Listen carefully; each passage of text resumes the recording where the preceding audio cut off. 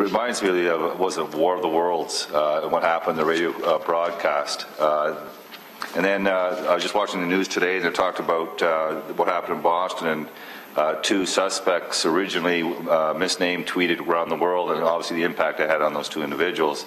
Well, just recently, Mr. Mayor, the what's it called, Hammer in the News did a story on, and I take a joke like anyone else, I don't have a problem with it, until it starts costing taxpayers money.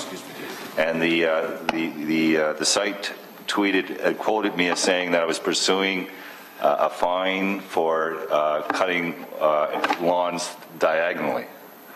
Now, it's a satirical site, but it's inundated my office staff, take away from important issues, and addressing that it's not a true story, it was a satirical story, but they don't provide any disclaimers on the site or on the tweets. And so for the last number of days, my staff has been fielding calls, believe it or not, on me pursuing a bylaw on diagonal cutting. By the way, I cut my lawn diagonally.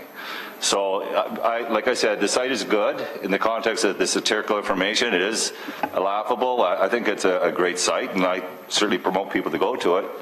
But I think they need to put a disclaimer on it to ensure that people aren't confused with the information that does go out, because nowhere does it say on the tweets or otherwise that is a satirical site, and people actually, unfortunately, get bent out of shape, and anxiety sets in and starts calling when they believe it to be true. So I want to make it clear that the site, I did make contact with the individual, and I didn't ask him to remove the story because I find it kind of funny myself.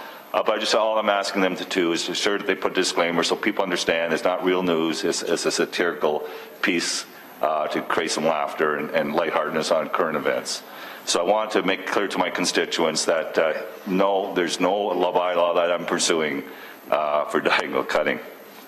The other thing I want to talk about, Mr. Mayor, is that I advise my constituents that I'll be hosting a town hall meeting tomorrow evening, April 25th, 2013, at Mount View School, 59 Karen Crescent, from 7 to 9 p.m.